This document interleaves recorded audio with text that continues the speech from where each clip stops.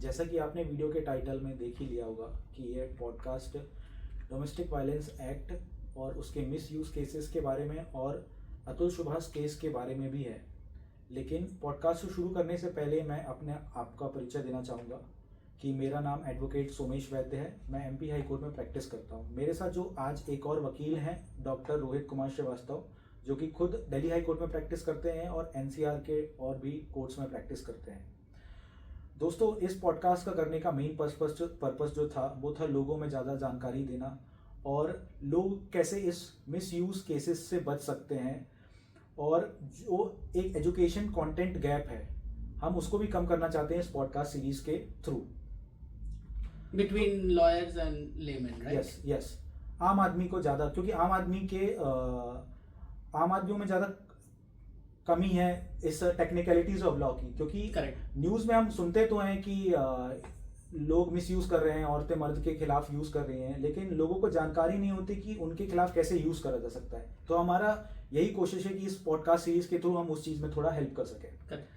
तो जैसा कि जो हमारा फर्स्ट मेन टॉपिक ही है डोमेस्टिक वायलेंस एक्ट, तो मैं एडवोकेट रोहित जी से पूछना चाहूँगा कि डोमेस्टिक वायलेंस एक्ट का जो सबसे मेन चीज़ है डोमेस्टिक वायलेंस, लोगों को उसमें थोड़ी अभी अवेयरनेस नहीं है कि उसकी मीनिंग कितनी बड़ी हो सकती है। लोगों को लगता है कि सिर्फ डोमेस्टिक वायलेंस फिजिकली किसी को हार्म, चोट पहुंचाने से ही होता है। तो आप थोड़ा उस पर रोशनी डालने का कष्ट करें। सो मेरे पास डोमेस्टिक वायलेंस का बेयर एक्ट है। बेयर एक्ट मतलब जो सेक्शंस प्रोविजंस हैं, मतलब जी क्या है, कैसे है, क्यों है ये एक्ट बेसिकली 2005 में पास हुआ और एनफोर्स हुआ गया जी एनफोर्स किया गया, सॉरी। माननीय रेणुका चौधरी जी उस समय मिनिस्टर थी और उनके से उनके सुपरिटेंडेंट्स में या उनके नज़र में ये पास हुआ है ये एक्ट। और मतलब आप सेक्शन 1, 2 ये सब देखेंगे तो डेफिनेशंस दिए हुए हैं जी, जो बेसिक टर्म्स यूज हुए हैं डोमेस्टिक वायलेंस एक्ट के। सबसे इम्पॉर्टेंट जो है वो मेरे हिसाब से इस एक्ट का वो है सेक्शन 3 जो है डेफिनेशन डोमेस्टिक वायलेंस का।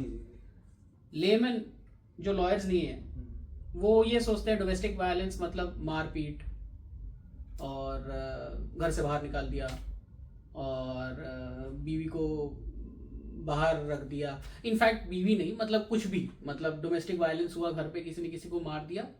अभी जैसे रिसेंटली मेरी एक लड़के से भी बात हो रही थी तो वो बोल रहा था कि मेरे साथ बहुत डोमेस्टिक वायलेंस होता है। But fact is according to this act domestic violence can take place only against women. और domestic violence is not only physical violence, it has a very big purview, बहुत बड़ा वाइड डेफिनेशन है ये, जिसमें physical violence भी आता है, emotional violence, verbal violence, verbal abuse और इकोनॉमिकल अब्यूज भी, इकोनॉमिकल वायलेंस भी आता है। और सबसे ताज्जुब वाली बात ये भी है कि मतलब जैसे किसी का अगर आपने सामान अपने पास रख रखा है और उसको आपने बेच दिया तो वो भी इकोनॉमिक अब्यूज हो गया ना, तो वो भी एक तरह का वायलेंस है।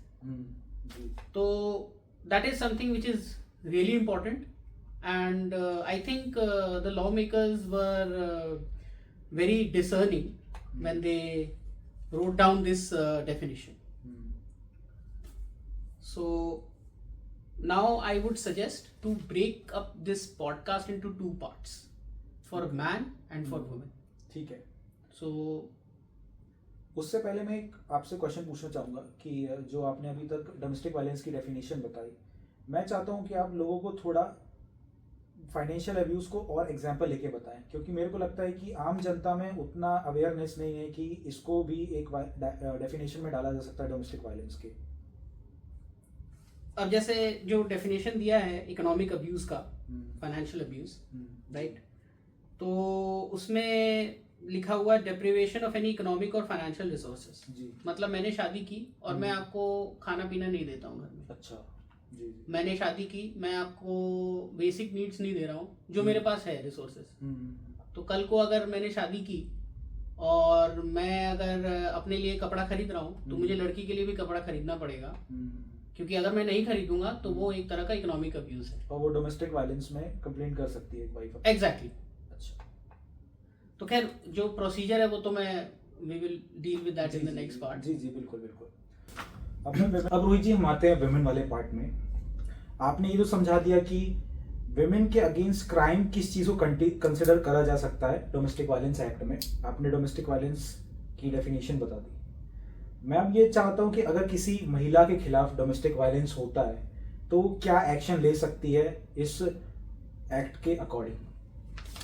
तो इसके लिए मैं सेक्शन 12 जो डोमेस्टिक वायलेंस एक्ट का है उस पर प्रकाश डालना चाहूँगा और आपका ध्यान उसके तरफ आकर्षित करने की कोशिश करूँगा। Application to magistrate. So basically कोई भी वायलेंस औरत के खिलाफ अगर होता है घर में, जो डेफिनेशन हमने डिस्कस किया उसके अकॉर्डिंग, तो लड़की जाकर एक एप्लीकेशन मैजिस्ट्रेट को दे सकती है और उसके मदद करने के लिए बहुत सारे लोग हैं।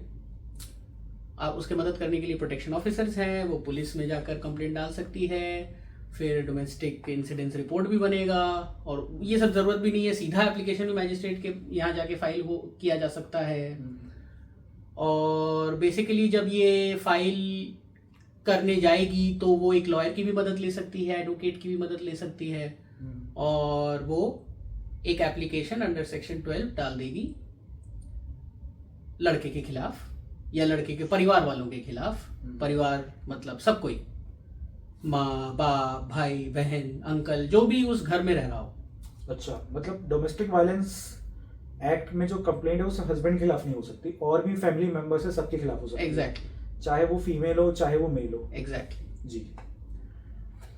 आगे मैं आपने ये तो अच्छा, बता... एक और चीज मैं बताना चाहूंगा जो काफी एडवोकेट्स जानते हैं या नहीं भी जानते होंगे जी। और वो थोड़ा टेक्निकल भी हो जाता है कि अगर आपका कोई केस भी चल रहा हो पहले से जो डोमेस्टिक वायलेंस के नेचर का हो। अच्छा, समझ रहे हैं आप? जैसे मान लीजिए चीट फ्रॉड का कोई केस चल रहा हो, जैसे आजकल बहुत एक सेक्शन फेमस है 498 है। हाँ, उसमें भी लोग डोमेस्टिक वायलेंस के लिए केस कर देते हैं। हाँ, जी। तो उसमें आप एक एप्लीकेशन अलग से भी डाल सकते हैं। अच्छा, डोमेस्टिक वायलेंस का। जी जी, क्योंकि ये बहुत ही पावरफुल एक्ट है और इसमें जो रिलीफ मिलता है वो मिलता है पैसों। So basically you get compensation. अच्छा, sort of compensation, sort of money. और रिस्ट्रिक्शन ऑर्डर्स भी हैं इसमें, तो वो हैं, लेकिन just let me complete Sumesh, इस बात पे मेरे को कंप्लीट करने दो। As a woman I can go and file an application under section 12 if domestic violence has been committed against me, and the relief which we can get out of this act, पहला तो है कि मुझे जो घर है जिसमें से मेरा मुझे बाहर निकाला जा रहा होगा उसमें रहने के लिए परमिशन मिल जाएगी। अच्छा, बाय मैजिस्ट्रेट। और दूसरा मुझे ये भी परमिशन मिल जाएगी कि उस घर में जो जो लड़के या मेल्स रह रहे होंगे, पुरुष, उनको घर से बाहर निकाल दिया जा सकता है। अच्छा, ये है। तीसरा, मुझे कॉम्पनसेशन मिल सकता है, मुझे बेसिकली पैसा मिल सकता है जो मेरे साथ अब्यूज हुआ है उसको मतलब बेसिकली कॉम्पनसेट करने के लिए, जी, भरपाई करने के लिए। और सबसे बड़ा जो अस्त्र है वो है इंटरिम मेंटेनेंस का। अच्छा, interim maintenance. So basically interim maintenance मुझे मिल सकता है जब तक केस चलेगा, और जनरली वो मंथली बांध दिया जाता है। I mean monthly magistrate sees the application. Magistrate ये भी देखता है कि बाकी कोई केस हो, जैसे सेक्शन 125 सीआरपीसी का, दो we are not going to discuss section 125 CRPC है because it is a subject in itself per se, है ना।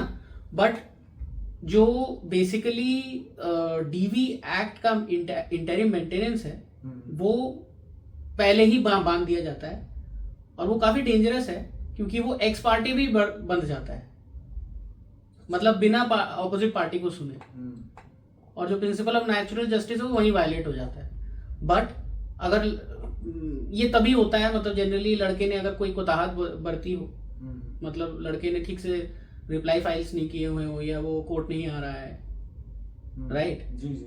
तो as a women it's very powerful act. I mean it will really help her out. बिल्कुल। आपने जो interim maintenance की बात करी, मेरा एक क्वेश्चन है कि जो आपने एक और चीज़ बताई कि रेमेडी में महिलाओं को फाइनेंशियल रिलीफ भी मिल सकता है मॉनेटरी कंपनसेशन के रूप में, तो जब ऐसा हो सकता है कि इंटरिम मेंटेनेंस भी मिला और जब केस का फैसला आया तो उसमें जज ने मॉनेटरी कंपनसेशन भी दे दिया, मतलब दोनों चीज़ दे दी? यस। अच्छा, ओके। हमने रेमेडी की बात कर ली, हमने एक्शंस की बात कर ली कि विमेन अपने आप को बचाने के लिए क्या एक्शंस ले सकती है। अब हम बढ़ते हैं, अगर जैसे मैं एक क्वेश्चन पूछना चाहता हूँ, ठीक है, कि अगर मैं मर्द हूँ, मेरी वाइफ मेरी सास को परेशान करती है ना, मैं इमोशनली अब्यूज हो रहा हूँ, मेरी माँ परेशान है, मैंने शादी इसलिए करी कि मेरे माँ खुश रखे, मैं अपनी फैमिली आगे बढ़ा सकूँ, लेकिन मेरी बीवी आके मेरी माँ को परेशान करती है, वो मेरे को परेशान करती है, मैं भी इमोशनल अब्यूज़ हो रहा हूँ, है ना, मेरी माँ को मारा भी जाता है, मुझे भी मतलब मारा जाता है, ठीक है। लोग शायद मर्द इसको बोलते ही नहीं है समाज में, क्योंकि शर्म है एक, है ना, उनको सोसाइटी में ऐसा रूल है कि मर्द मार नहीं खा सकता, लेकिन कई घरों में होता भी है। क्या मैं इस डोमेस्टिक वायलेंस एक्ट का यूज कर सकता हूँ अपने आप को बचाने के लिए? बिल्कुल नहीं। अच्छा, मतलब आप तो नहीं कर सकते जी जी, बट आपकी माँ कर सकती है। अच्छा, मतलब अगर मेरी माँ को मेरी बीवी डोमेस्टिक वायलेंस कर रही है किसी भी रूप में, जैसे आपने डेफिनेशन में बताया कि बहुत प्रकार का हो सकता है violence, B it emotional, financial, physical, mental, लेकिन एक मर्द होने के नाते मैं इस एक्ट का कुछ उपयोग नहीं कर सकता किसी भी तरीके के वायलेंस के खिलाफ, अपनी बीवी के खिलाफ। अच्छा,